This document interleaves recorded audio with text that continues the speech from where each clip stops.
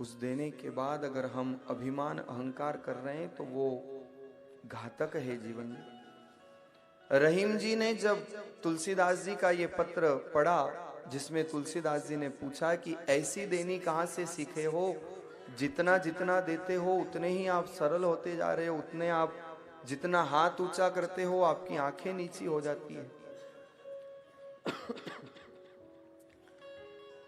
रहीम जी ने गोस्वामी जी को बड़ा सुंदर उत्तर दिया और रहीम जी कहते हैं, गोस्वामी जी, देनहार तो कोई और है जो भेजत है दिन रेण।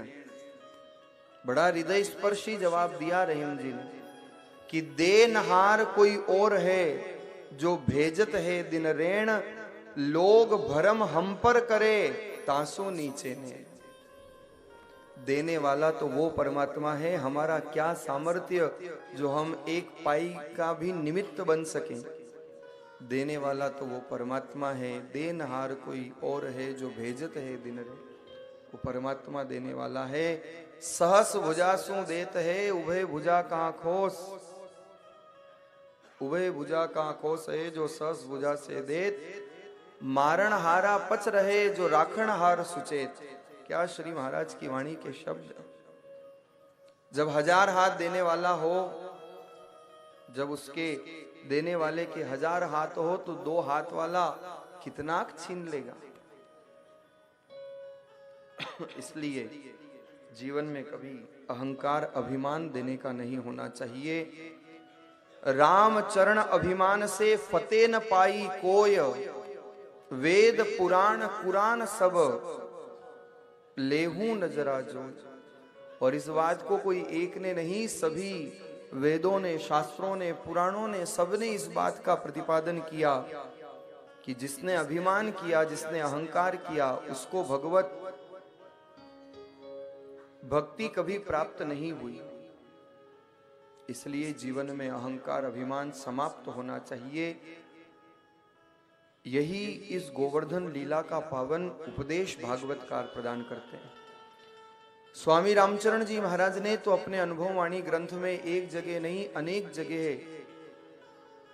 इस तथ्य पर प्रकाश डाला है।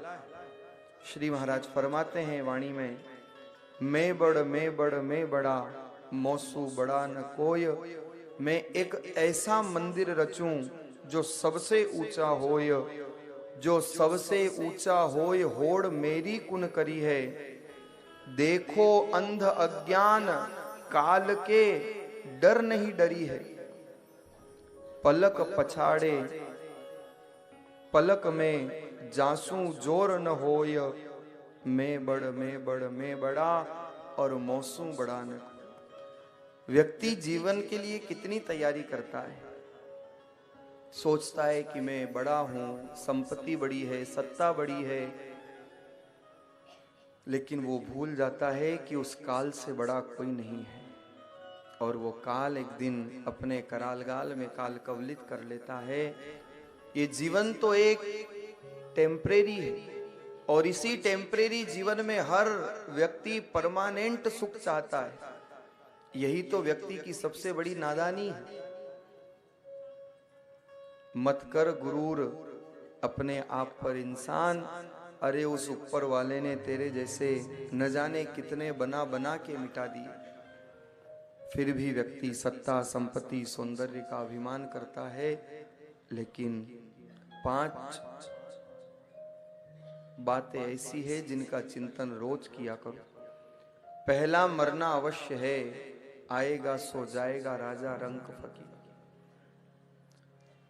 सुख पाता रहा जो सदा जग में, उसे अंत समय दुख पाना पड़ा। पछताया नहीं जो कभी भी कहीं, उसे अंत समय पछताना पड़ा। कोई फूल ना बाग में ऐसा खिला, कोई फूल न बाग में ऐसा खिला, खिल के ना जिसे मुरझाना पड़ा, खिल के ना जिसे मुरझाना पड़ा। विधि का ये अटल विधान रहा, विधि का ये अटल विधान रहा, जिसे आना पड़ा उसे जाना पड़ा, जिसे आना पड़ा उसे जाना पड़ा। आएगा सो जाएगा राजा रंग फकीर, चाहे कोई संसार में हो लेकिन काल के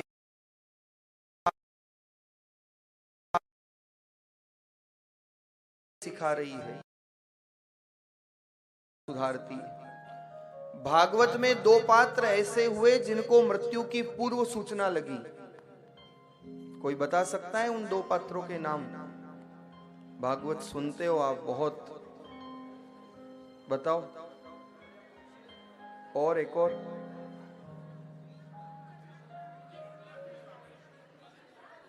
कौन बोल रहा है? एक हाथ खड़ा करके कोई एक जवाब दो।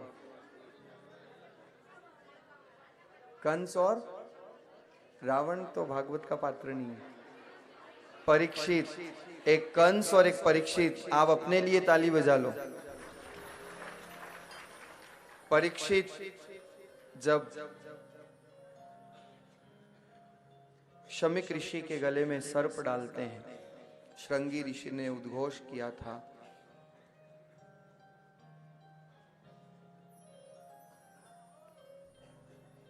सप्तमे तक्षक हनि, सातवें दिन आकर के मृत्यु हो जाएगी, उद्घोष हुआ आकाशवाणी।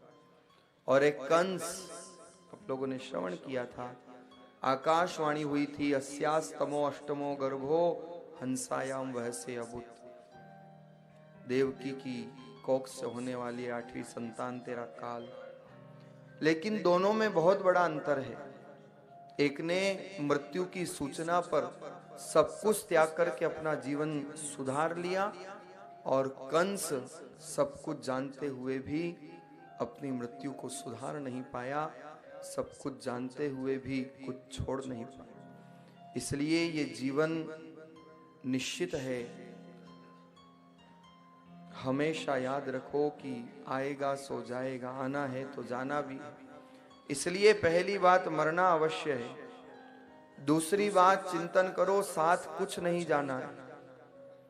तीसरा कि जो करेगा वो भरेगा। चौथा, जहां उलझो वहीं सुलझो। और पांचवी चिंतन की बात है कि जो है उसमें संतोष करो, जो प्राप्त है वो पर्याप्त है। यही जीवन का सार महापुरुषों ने प्रदान किया है और यही भागवत सिखाती है।